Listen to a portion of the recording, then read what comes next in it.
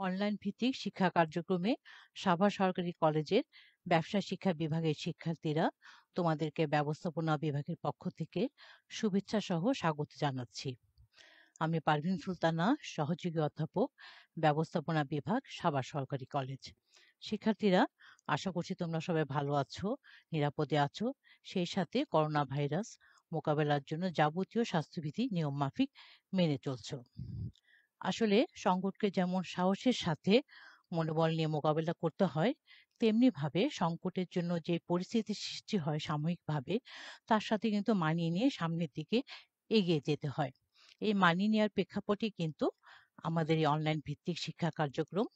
আশা করছি এই কার্যক্রমের সাথে তোমরা এতদিন অভ্যস্ত হয়ে গেছো, আর এটাও প্রত্যাশা করছি আমরা যেন খুব দ্রুত এই সংকটকে কাটিয়ে আমাদের প্রিয় সাভার সরকারি কলেজ ক্যাম্পাসে ফিরে আসতে পারি, ক্লাসরুমে তোমাদের সাথে ক্লাস করতে পারি। শিক্ষার্থীরা, আজকে আমি তোমাদের জন্য ব্যবসা সংগঠন এবং ব্যবস্থাপনা এই কোর্সটির প্রথম পত্রের ৩য় অধ্যায় এক মালিকানা ব্যবসা নিয়ে আলোচনা করব। তাহলে দেখি আমাদের এই অধ্যায়ে কোন কোন বিষয়গুলো আছে। এই অধ্যায়ে আমি যে সমস্ত বিষয়গুলো আজকে আলোচনা করব বা আমরা এই অধ্যায়ে আলোচনা করব এই কয়েকদিনে, সেগুলো দেখছি। প্রথমে হচ্ছে মালিকানার ভিত্তিতে ব্যবসায়ের ধারণা, তারপরে এক মালিকানা ব্যবসায়ের বৈশিষ্ট্য, এক মালিকানা ব্যবসায়ের গুরুত্ব বিশ্লেষণ, এক মালিকানা ব্যবসায়ের উপযুক্ত ক্ষেত্রগুলো চিহ্নিতকরণ এবং সবার শেষে আলোচনা করব বৃহদায়তন ব্যবসায়ের পাশাপাশি এক মালিকানা ব্যবসার টিকে থাকার কারণগুলো নিয়ে। তো আজকে আমি সবগুলো বিষয় নিয়ে আলোচনা করব না, কয়েকদিনের ক্লাসে আমি সবগুলো নিয়ে আলোচনা করব। আজকে আমি শুধুমাত্র মালিকানার ভিত্তিতে ব্যবসার ধারণা নিয়ে আলোচনা করব। শিক্ষার্থীরা, এক মালিকানা এই অধ্যায় থেকে আজকে আমি প্রথমে আলোচনা করব মালিকানার ভিত্তিতে ব্যবসার ধারণা নিয়ে। সভ্যতার ক্রমবিকাশের সাথে সাথে মানুষের বিভিন্ন চাহিদা পূরণ করতে গিয়ে বিভিন্ন ধরনের ব্যবসা সংগঠন সৃষ্টি হয়েছে। তারই ভিত্তিতে ব্যবসা সংগঠনগুলোকে অর্থাৎ ব্যবসাগুলোকে 7টি ভাগে ভাগ করা হয়েছে এবং সবগুলো ব্যবসা কিন্তু একই দিনে একই সাথে শুরু হয়নি। আমি বলেছি মানুষের চাহিদার সাথে সাথে এক এক ধরনের ব্যবসা, এক এক প্রকৃতির, এক এক আয়তনের, এক এক বৈশিষ্ট্যের ব্যবসা কিন্তু শুরু হয়েছে। তো সেই ভিত্তিতে প্রথমে যে ব্যবসাটি আমাদের এই সভ্যতার ক্রমবিকাশের সাথে প্রথম শুরু হয়েছিল, অর্থাৎ প্রথম কিন্তু শুরু হয়েছিল পণ্য বিনিময়, তারপরে কিন্তু ব্যবসাগুলো। প্রথমে হচ্ছে এক মালিকানা ব্যবসায়, তারপরে হচ্ছে অংশীদারি ব্যবসায়, ৩ নম্বরটি হচ্ছে কোম্পানি সংগঠন, ৪ নম্বরটি হচ্ছে সমবায় সমিতি, ৫ নম্বর রাষ্ট্রীয় ব্যবসায়, ৬ নম্বর ব্যবসায় জোট এবং সবার শেষে হচ্ছে যৌথ উদ্যোগের ব্যবসায়। আজকের এই যে অধ্যায়টি আমরা শুরু করলাম এক মালিকানা ব্যবসায়, এই অধ্যায়ে আমি সবিস্তরে আলোচনা করব এক মালিকানা ব্যবসায় নিয়ে। আর বাদবাকি যেগুলো আছে সেগুলো আজকে আমি আলোচনা করবো একটু সংক্ষিপ্তভাবে। আর এটার জন্য তোমাদের চিন্তার কিছু নেই, আমাদের যে পরবর্তী অধ্যায়গুলো আছে সেখানে কিন্তু অংশীদারি, কোম্পানি, সমবায় সমিতি, রাষ্ট্রীয় ব্যবসায়, এগুলো নিয়ে কিন্তু আমাদের শিক্ষকরা তোমাদের সাথে বিস্তারিতভাবে আলোচনা করবেন। প্রথমেই আমি শুরু করছি মালিকানার ভিত্তিতে ব্যবসার ধারণা থেকে। প্রথমে শুরু করছি এক মালিকানা ব্যবসা নিয়ে, যেটাকে আমরা ইংরেজিতে বলছি সোল প্রোপাইটরশিপ বিজনেস। বলা হচ্ছে একজন মালিক কর্তৃক গঠিত, পরিচালিত, নিয়ন্ত্রিত ব্যবসায়কে এক মালিকানা ব্যবসা বলে। আমি আবার বলছি, মালিক হচ্ছে একজন, একজন মালিক কর্তৃক গঠিত, পরিচালিত এবং নিয়ন্ত্রিত ব্যবসায়কে এক মালিকানা ব্যবসায় বলে। মুনাফা অর্জনের লক্ষ্য নিয়ে যখন কোনো ব্যক্তি নিজ দায়িত্বে কোনো ব্যবসা গঠন ও পরিচালনা করে এবং উক্ত ব্যবসার অর্জিত লাভ নিজে ভোগ করে, তাকে বলা হয়ে থাকে এক মালিকানা ব্যবসায়। পৃথিবীর সবচেয়ে প্রাচীনতম, জনপ্রিয় এবং সহজ প্রকৃতির সংগঠন হিসাবে এটি পরিচিত। অর্থাৎ প্রথমে যে ব্যবসাটা শুরু হয়েছিল সেটি কিন্তু ছিল এক মালিকানা ব্যবসা। আর তার আগে আমি বলেছিলাম যে ব্যবসা শুরু করার আগে মানুষ আগে পণ্য বিনিময় করে তাদের প্রয়োজন মেটাতো, সেই পরিপ্রেক্ষিতেই সৃষ্টি হয়েছিল এক মালিকানা ব্যবসায়। বাংলাদেশ সহ ইউরোপ ও আমেরিকার প্রায় শতকরা ৮০% ব্যবসা এক মালিকানা ভিত্তিতে পরিচালিত হয়। অর্থাৎ আমাদের দেশে শুধুমাত্র নয়, বিশ্বের অনেক দেশেই কিন্তু এক মালিকানা ব্যবসা পরিচালিত হচ্ছে। এই ব্যবসা মালিকের দায় হচ্ছে অসীম। আমাদের দেশে চায়ের দোকান, মুদির দোকান, ফেরিওয়ালা সহ অধিকাংশ খুচরা দোকান এক মালিকানার ভিত্তিতে পরিচালিত হয়ে থাকে। এক মালিকানার আমি যেটা বললাম একজন মাত্রিক কর্তৃক পরিচালিত। এখানে স্বল্প পুঁজি নিয়ে ব্যবসাটি শুরু করা যায়। এখানে খুব বেশি একটা আইনগত আনুষ্ঠানিকতা পালন করতেই হয় না। তবে শহরে বা পৌরসভার ক্ষেত্রে কোনো এক মালিকানা ব্যবসার ক্ষেত্রে ট্রেড লাইসেন্স সংগ্রহ করতে হয়। যেকোনো ছোট জায়গায় যেকোনো স্থানে এক মালিকানা ব্যবসা স্থাপন করা যায়। গ্রামে গঞ্জে, হাট বাজারে, রাস্তার পাশে এমনকি আমাদের নিজ বাড়ির আঙিনায়ও কিন্তু আমরা অনেক সময় এক মালিকানা ব্যবসা দেখে থাকি। আর এই ব্যবসার একটা সুবিধা হচ্ছে যেহেতু মালিক একজন, এই ব্যবসার ক্ষেত্রে দ্রুত পরিবর্তন নেওয়া যায়, আর সিদ্ধান্ত গ্রহণ করা যায় এবং দ্রুত যেকোনো পরিবর্তনশীল চাহিদার সাথে মানিয়ে ব্যবসা পরিচালনা করা যায়। আরেকটা সুবিধা হচ্ছে যেহেতু মালিক এখানে একা, মালিক এই ব্যবসার ক্ষেত্রে ব্যবসায়িক গোপনীয়তা সে রক্ষা করতে পারে। আর অসুবিধা আছে কিছু এই ব্যবসার ক্ষেত্রে, সেগুলো হচ্ছে যেহেতু মালিক একা, তিনি নিজেই মূলধন সরবরাহ করেন, কারবার পরিচালনা করেন, এই জন্য মালিকের দায় এখানে অসীম এবং মালিককে কি করতে হয়, একা সব ঝুঁকি বহন করতে হয়। আবার স্বল্প পুঁজির কারণে মালিক ইচ্ছা করলেও ব্যবসাকে বড় করতে পারে না, অর্থাৎ সম্প্রসারণ করা যায় না। আর একটা অসুবিধা হচ্ছে মালিক যদি কোনো খামখেয়ালি করে থাকে ব্যবসা পরিচালনা করতে হয়, তাহলে তার দায় তাকে একাই আহ, বহন করতে হয়। আর আরেকটা অসুবিধা হচ্ছে যেকোনো সময় যেকোনো কারণে মালিকের ইচ্ছার উপর নির্ভর করে ব্যবসা বিলোপ সাধন হয়ে যায়। শিক্ষার্থীরা এবার আমি আলোচনা করব অংশীদারি ব্যবসায় নিয়ে, যেটাকে ইংলিশে বলা হয়ে থাকে পার্টনারশিপ বিজনেস। এটার আলোচনায় বলতে চাই, ২ বা ততোধিক ব্যক্তি স্বেচ্ছায় চুক্তিবদ্ধ হয়ে নিজেদের মধ্যে মুনাফা বন্টনের নিমিত্তে যে ব্যবসা সংগঠন গড়ে তোলে তাকে অংশীদারি ব্যবসা বলে। আমি আবার বলছি, এক মালিকানা ব্যবসার ক্ষেত্রে ছিল একজন, এখানে কিন্তু ২ বা ততোধিক ব্যক্তি স্বেচ্ছায় চুক্তিবদ্ধ হয়ে যে সংগঠনটি গড়ে তুলে মুনাফা অর্জনের উদ্দেশ্যে, মুনাফা বন্টনের উদ্দেশ্যে, তাকে বলা হয় অংশীদারি ব্যবসায়। আসলে এক মালিকানা ব্যবসায় কিন্তু একটু অসুবিধা ছিল, সেখানে মালিকের দায় হচ্ছে অসীম, মালিককে একাই ঝুঁকি বহন করতে হয় এবং এটার ক্ষেত্র হচ্ছে কিছু সীমাবদ্ধ। এই অসুবিধাগুলো দূর করার জন্য কিন্তু ব্যবসা সংগঠনে বা ব্যবসা ক্ষেত্রে চলে এসেছে অংশীদারি ব্যবসায় নিয়ে। বলা হচ্ছে 1932 সালের অংশীদারি আইন অনুযায়ী এই ব্যবসা গঠিত হয়। এই ব্যবসার সদস্য সংখ্যা সর্বনিম্ন 2 জন এবং সর্বোচ্চ 20 জন। আর যদি সেটি ব্যাংকিং ব্যবসা হয়ে থাকে তাহলে সেক্ষেত্রে সদস্য সংখ্যা 2 থেকে 10 জন। অংশীদারি ব্যবসার ক্ষেত্রে আমরা আরো বলতে পারি চুক্তি হচ্ছে এই অংশীদারের মূল ভিত্তি। এই চুক্তি লিখিত হতে পারে বা মৌখিক হতে পারে। আর চুক্তি অনুযায়ী যে লাভ লোকসান অংশীদাররা বন্টন করে নেয়। তারপর আরেকটি হচ্ছে কারবারের যে কোনো ক্ষতির জন্য একজন দায়ী থাকে না, ব্যক্তিগত এবং সমষ্টিগতভাবে সকল অংশীদার কিন্তু এখানে দায়বদ্ধ থাকে। এই কারবারের সুবিধা হচ্ছে এই কারবারও সহজে গঠন করা যায়। আমি বলছি 1932 সালের নিয়ম অনুযায়ী, অর্থাৎ আমি পরে যে সংগঠনের কথা বলবো যৌথ মূলধনী কোম্পানি, তার তুলনায় এই কারবার গঠন করতে সহজ।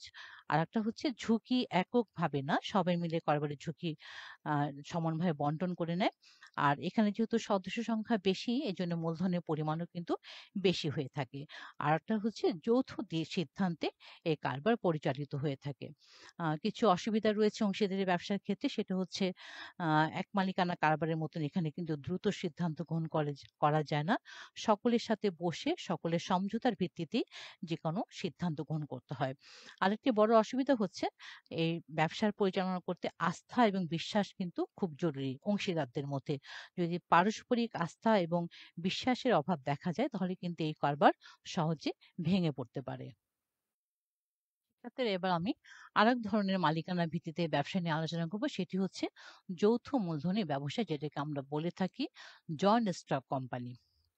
বাংলাদেশে প্রচলিত কোম্পানি আইন অনুযায়ী কতিপয় ব্যক্তি স্বেচ্ছায় সীমাবদ্ধ দায়ের ভিত্তিতে মুনাফা অর্জনের উদ্দেশ্যে সম্মিলিতভাবে কৃত্রিম ব্যক্তি সত্তা সম্পন্ন যে ব্যবসা সংগঠন গড়ে তোলে তাকে যৌথ মূলধনী কোম্পানি বলে। আমার স্লাইডটিতে সীমাবদ্ধ দায়ের উপরে আমি হাইলাইট করেছি বা বোল্ড করেছি।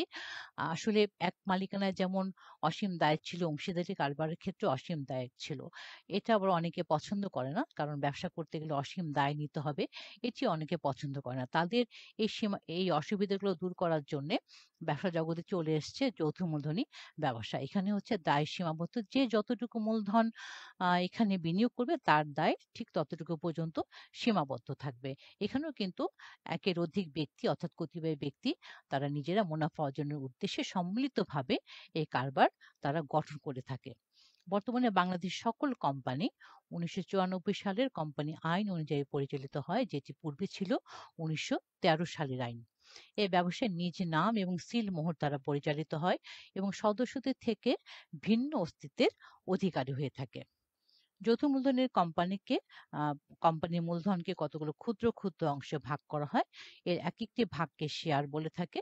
তোমরা পরবর্তীতে যৌথ মূলধনী অধ্যায়ে এই এই বিষয়টি বা শেয়ার নিয়ে বিস্তারিতভাবে সেখানে আলোচনা করা হবে। যৌথ মূলধনী কোম্পানিকে দুটো ভাগে ভাগ করা হয়। প্রথমটি হচ্ছে পাবলিক লিমিটেড কোম্পানি, আর একটি হচ্ছে প্রাইভেট লিমিটেড কোম্পানি। যদি সেটি প্রাইভেট লিমিটেড কোম্পানি হয়ে থাকে সেখানে সদস্য সংখ্যা সর্বনিম্ন 2 জন এবং সর্বোচ্চ হচ্ছে 50 জন।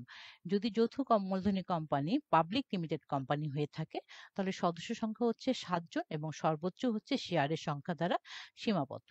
তোমরা দেখবে এই ধরনের কোম্পানির নামের শেষে লিমিটেড কথাটি লেখা থাকে। আমি যেটা বলেছিলাম, এখানে সীমাবদ্ধ দায়ের ভিত্তিতে, অর্থাৎ এখানে অসীম দায় না, সীমাবদ্ধ দায়ের ভিত্তিতে এই কারবার পরিচালিত হয়ে থাকে। যৌথ মূলধনী কোম্পানির কিছু সুবিধা রয়েছে। সেটা হচ্ছে আমি প্রথমেই বলেছি, এটার দায় হচ্ছে সীমাবদ্ধ, অসীম দায় না। এখানে মালিকদের দায় অসীম না। যেখানে এক মালিকানা কারবারের ক্ষেত্রে অনেক সময় দেখা যায় মালিকের ব্যক্তিগত সম্পত্তি বিক্রি করে কারবারের দায় পরিশোধ করতে হয়। আর এখানে বড় সুবিধা হচ্ছে শেয়ার, জনগণের কাছে শেয়ার বিক্রি করে এখানে অধিক মূলধন সংগ্রহ করা যায়। আরেকটি হচ্ছে বৃহদায়তন কারবার, যে সমস্ত সুবিধাগুলো আছে সেটি তারা ভোগ করতে পারে। অর্থাৎ একসাথে পণ্য যদি কেনা হয় তাহলে কিন্তু পণ্যের দাম অনেক কম পড়ে। যৌথ মূলধনী কোম্পানি একসাথে অনেক কাঁচামাল কিনতে পারে, বিক্রয় করতে পারে। এই ধরনের ক্ষেত্রে তারা বৃহদায়তন কারবারের যে সুবিধাগুলো সেটা তারা অর্জন করতে পারে। অসুবিধা রয়েছে, সেটি হচ্ছে এটার গঠন প্রণালী এক মালিকানা এবং অংশীদারি কারবার থেকে একটু জটিল। এখানে কোম্পানি গঠন করার জন্য কিছু গুরুত্বপূর্ণ দলিল তৈরি করতে হয়। আরেকটি অসুবিধা হচ্ছে দ্রুত সিদ্ধান্ত গ্রহণ করা যায় না, যেহেতু মালিক অনেক এবং ব্যবস্থাপনার ক্ষেত্রে ব্যবস্থাপনার সাথে পরিচালনার একটু পার্থক্য দেখা যায়। সেহেতু এখানে দ্রুত সিদ্ধান্ত গ্রহণ করা যায় না। আরেকটি হচ্ছে গোপনীয়তা বিঘ্নিত হয়। এখানে হিসাব রক্ষণ বাইরের হিসাব রক্ষক বা নিরীক্ষক দ্বারা এখানে হিসাব রক্ষণ কাজ দেখাতে হয়। এই জন্য এক্ষেত্রে অনেক সময় গোপনীয়তা বিঘ্নিত হয়ে যায়। ক্ষেত্রে এবার আমি আলোচনা করব সমবায় সমিতি নিয়ে, যেটাকে আমরা বলে থাকি ইংলিশে কোঅপারেটিভ সোসাইটি। সমাজের শ্রমজীবী, মধ্যবিত্ত এবং নিম্নবিত্তের কতিপয় ব্যক্তি স্বেচ্ছায় একত্রিত হয়ে সম অধিকারের ভিত্তিতে নিজেদের আর্থিক উন্নতির জন্য যে ব্যবসা সংগঠন গড়ে তোলে তাকে বলা হয়ে থাকে সমবায় সমিতি। আমি আবার বলছি, সমাজের শ্রমজীবীরা, মধ্যবিত্তরা এবং নিম্নবিত্তরা, নিম্নবিত্তের মধ্যে আছে কামার কুমার, জেলে, তাঁতি, এরা। তো এখানে তাদের মূল উদ্দেশ্য সদস্যদের শুধুমাত্র মুনাফা অর্জন নয়, সদস্যদের আর্থিক কল্যাণ সাধন কিন্তু সমবায় সমিতির মূল উদ্দেশ্য। আমি এখানে লিখেছি সম্মিলিত উদ্যোগ বা প্রচেষ্টা। এখানে সদস্যদের সম্মিলিত উদ্যোগে বা প্রচেষ্টায় কিন্তু সমবায় সমিতি গঠন করা হয়ে থাকে এবং দেখা যায় অধিকাংশ ক্ষেত্রে যারা সমশ্রেণীর এবং একই এলাকায় থাকে, এই এই এই ধরনের এলাকার সমশ্রেণীভুক্ত ব্যক্তিরাই কিন্তু সমবায় সমিতি গঠন করে থাকে। এখানে আমি লিখেছি 1844 সালে উত্তর ইংল্যান্ডের রসডেল নামক স্থানে সর্বপ্রথম কিন্তু সমবায় সমিতি প্রতিষ্ঠা করা হয়। সেখানে 28 জন তাঁতি তারা সর্বপ্রথম সমবায় সমিতি নিয়ে আনুষ্ঠানিকভাবে কাজ শুরু করে। তারপরে ক্ষেত্রে দেখা যায় যে তাদের এই সমবায় সমিতির সফলতা যেটা ইংল্যান্ড সহ সারা ইউরোপে কিন্তু সারা ফেলে দেয়, আলোড়ন সৃষ্টি করে। পরবর্তীতে দেখা যায় যে ফ্রান্স, জার্মানি, রাশিয়া সহ পর্যায়ক্রমে আমাদের বিশ্বের সব জায়গায় কিন্তু এখন সমবায় সমিতি রয়েছে। তো সমবায় সমিতির মূল সুবিধা হচ্ছে স্বল্প আয়ের সমশ্রেণীর মধ্যে আর্থিক সহযোগিতা বৃদ্ধি করা। এছাড়া নিজেরা একে অন্যকে সহযোগিতা করাও কিন্তু একটি কাজ। এবং সমবায় সমিতির কিছু নীতিমালা রয়েছে বা মূল আদর্শ রয়েছে: একতা, পারস্পরিক সৌহার্দ্য, তারপরে সহযোগিতা, এগুলো কিন্তু সমবায় সমিতিতে রয়েছে। আর আরেকটি সুবিধা হচ্ছে এটির মাধ্যমে ধনী এবং দরিদ্রের মধ্যে বৈষম্য কিছুটা দূর করা সম্ভব হয়ে থাকে। আর অসুবিধার কথা হচ্ছে সেটা হচ্ছে পুঁজির স্বল্পতা। এখানে যদি চাঁদার হার একটু কম থাকে বা প্রাথমিক পর্যায়ে এখানে প্রতিষ্ঠানে পুঁজি স্বল্পতা দেখা যায়, পরে সেটি আস্তে আস্তে আরেকটু সমৃদ্ধির দিকে এগিয়ে চলে। আরেকটা জিনিস সমস্যা, সেটা হচ্ছে অধিকাংশ এদের সদস্যরা অশিক্ষিত বলে কারবার পরিচালনা এবং ব্যবস্থাপনার যে জ্ঞানটি দরকার সেটি তাদের থাকে না। এই জন্য অনেক সময় পরিচালনা করা কষ্টসাধ্য হয়ে পড়ে। এবার আমি আলোচনা করব রাষ্ট্রীয় ব্যবসা নিয়ে, স্টেট ওন্ড এন্টারপ্রাইজ নিয়ে। আহ, রাষ্ট্র বা সরকারের মালিকানাধীনে গঠিত এবং পরিচালিত ব্যবসাকে বলা হয়ে থাকে রাষ্ট্রীয় ব্যবসা। আমি আবার বলছি, যেটি একটা দেশের সরকার বা রাষ্ট্র যে কারবারগুলো পরিচালিত করে থাকে তাকে বলা হয়ে থাকে রাষ্ট্রীয় ব্যবসায়। সাধারণত দেশের শিল্পায়ন, কর্মসংস্থানের সুযোগ সৃষ্টি, দেশ রক্ষা এবং নিরাপত্তা, সম্পদের সুষম বন্টন এবং কতগুলো জনকল্যাণকর ক্ষেত্রে রাষ্ট্রীয় ব্যবসা স্থাপন করা হয়ে থাকে। উদাহরণ হিসেবে আমরা বলতে পারি, তোমরা শুনেছো ওয়াসা, বাংলাদেশের রেলওয়ে, ডাক যোগাযোগ, বাংলাদেশ সড়ক পরিবহন সংস্থা ইত্যাদি। আসলে এই ধরনের রাষ্ট্রীয় ব্যবসার উদ্দেশ্য থাকে হচ্ছে জনকল্যাণ, এবং একচেটিয়া ব্যবসা বন্ধ করাই হচ্ছে রাষ্ট্রীয় ব্যবসার উদ্দেশ্য। তোমরা অনেক সময় দেখে থাকবে যে আমরা যখন বিআরটিসি বাসগুলিতে যাই সেখানে কিন্তু ভাড়া কম। এখানে সরকারের উদ্দেশ্যে কিন্তু মুনাফা অর্জন না, সেটা হচ্ছে জনগণের কল্যাণ সাধন করা। এখন আমি আলোচনা করব আরেক ধরনের ব্যবসায় সংগঠন, সেটা হচ্ছে ব্যবসায় জোট, যেটাকে আমরা বলে থাকি বিজনেস কম্বিনেশন। ব্যবসায় জোট মূলত কোম্পানি সংগঠনের ব্যাপকতর এবং বর্ধিত একটি রূপ। কোম্পানি মালিকগণ নিজেদের মধ্যে প্রতিযোগিতা কমানো এবং একচেটিয়া ব্যবসা প্রতিষ্ঠা এবং সর্বোচ্চ মুনাফা অর্জনের জন্য সম্মিলিত হয়ে জোট গঠন করে। আমি আবার বলছি, বিভিন্ন কোম্পানির মালিকগণ নিজেদের মধ্যে প্রতিযোগিতা কমানোর জন্য, একচেটিয়া ব্যবসা প্রতিষ্ঠা করার জন্য এবং সর্বোচ্চ মুনাফা অর্জন করার জন্য তারা সবাই মিলে সম্মিলিত হয়ে কি করে, এই ধরনের জোট গঠন করে থাকে। জোট গঠনের ফলে শ্রেণী সংগ্রামের ধারণা দৃঢ়মূল হতে থাকে। ট্রাস্ট, কার্টেল, হোল্ডিং কোম্পানি, পুল এ ধরনের ব্যবসায়িক জোটের বিভিন্ন রূপ। অনেক সময় হোল্ডিং কোম্পানির কাছে বলেছি যে একটা বড় কোম্পানি অনেকগুলো ছোট ছোট কোম্পানির দায়িত্বভার গ্রহণ করে থাকে। আর ট্রাস্ট কার্টেলের ক্ষেত্রে দেখা যায় যে অনেকগুলো কোম্পানি মিলে চিন্তা করে যে আমরা পৃথক পৃথক ভাবে পণ্য বিক্রয় না করে আমরা সবাই সম্মিলিতভাবে পণ্য বিক্রয় করব এবং পণ্যের মূল্য নির্ধারণ করব। এক্ষেত্রে দেখা যায় যে সবাই মিলে যে মূল্য নির্ধারণ করেছে পণ্যের, আমাদেরকে বাধ্য হয়ে বেশি হলেও সেই দামে পণ্যটি কিনতে হয়। এই জন্য বলা হচ্ছে যে জোট গঠনের ফলে শ্রেণী সংগ্রামের ধারণা অনেক সময় বদ্ধমূল হয়ে থাকে, যেটি অনেক সময় ক্ষতিকর। আর এই ধরনের জোট অনেক সময় আমাদের সমাজকে শোষণ করে ফেলে। এরপরে আমি আলোচনা করছি যৌথ উদ্যোগের ব্যবসা, যেটাকে আমরা বলে থাকি জয়েন্ট ভেঞ্চার বিজনেস। আমি এর আগে যেগুলো আলোচনা করেছিলাম সেই ব্যবসাগুলো আমাদের দেশের মধ্যে পরিচালিত হয়ে থাকে। আর যৌথ উদ্যোগের ব্যবসার ক্ষেত্রে, যৌথ উদ্যোগের ব্যবসায় দেশি ও বিদেশি উদ্যোক্তাদের সমন্বয়ে যে এ ধরনের সংগঠন গঠন করা হয়ে থাকে। আমি আবার বলছি, যৌথ উদ্যোগে দেশীয় এবং বিদেশি উদ্যোক্তাদের সমন্বয়ে যৌথ উদ্যোগে ব্যবসা গঠিত হয়ে থাকে। আর সাধারণত উন্নত দেশের উদ্যোক্তাগণ উন্নয়নশীল দেশের উদ্যোক্তাদের সাথে একত্রিত হয়ে এ ধরনের ব্যবসা স্থাপন করে। আমি আবার বলছি যে উন্নত দেশের যে উদ্যোক্তা ব্যবসায়ীরা আছে, তারা যখন উন্নয়নশীল দেশে এসে তাদের উদ্যোক্তাদের সাথে একত্রিত হয়ে এই ধরনের ব্যবসা করে থাকে, তখন তাকে আমরা বলে থাকি জয়েন্ট ভেঞ্চার বিজনেস বা যৌথ উদ্যোগে ব্যবসা। এর ব্যবসায় বিশেষ সুবিধা হলো এতে দেশের অভ্যন্তরে বিদেশি পুঁজি এবং প্রযুক্তির সহজ আগমন ঘটে, অভ্যন্তরীণ সম্পদের সর্বোচ্চ ব্যবহার সম্ভব হয় এবং বিদেশি উদ্যোক্তাদের সহযোগিতায় দেশীয় উদ্যোক্তাগণ দক্ষতা অর্জন করতে পারে। কর্মসংস্থানের সুযোগ সৃষ্টি হয় এবং সর্বোপরি দেশের উন্নয়ন ত্বরান্বিত হয়। অর্থাৎ বাইরের দেশে প্রযুক্তি এবং পুঁজি আমাদের দেশে আসছে, আমাদের দেশের যে সম্পদ আছে তাদের সমন্বয়ে সেখানে ব্যবসা পরিচালনা হচ্ছে। এক্ষেত্রে কি হচ্ছে, আমাদের দেশের যারা হয়তো বেকার ছিলেন তারা কর্মসংস্থানের সুযোগ পাচ্ছে এবং আমাদের দেশের সম্পদের সর্বোচ্চ ব্যবহার হয়ে আমাদের দেশের কিন্তু সামগ্রিক উন্নয়ন এখানে সাধিত হচ্ছে। শিক্ষার্থীরা, আমি এতক্ষণ মালিকানার ভিত্তিতে ব্যবসার শ্রেণীবিভাগ নিয়ে আলোচনা করেছি। এখন আমি যেগুলো আলোচনা করলাম সেগুলো আমি ছবির মাধ্যমে একটু পর্যালোচনা করব তোমাদের রিভিউ সেশন হিসাবে। ১ম এ যে ছবিটি তোমরা দেখছো সেটি হচ্ছে এক মালিকানা ব্যবসার ছবি, একটা মুদির দোকান। আমি যে বলেছিলাম একজন মালিক কর্তৃক পরিচালিত এবং নিয়ন্ত্রিত তাকে বলা হয়ে থাকে এক মালিকানা ব্যবসা। আমাদের ছবিটি আমাদেরকে সেটাই ফোকাস করছে। এই ব্যবসা সংগঠন হচ্ছে এক মালিকানা ব্যবসায়। তারপরের ছবিটি হচ্ছে অংশীদারি ব্যবসা। এখানে একের অধিক ব্যক্তি আ তার হাত ধরে আছে। আমি বলেছি ২ বা ততোধিক ব্যক্তি যখন চুক্তির মাধ্যমে কোনো ব্যবসা সংগঠন গড়ে তোলে তাকে আমরা অংশীদারি ব্যবসা বলি।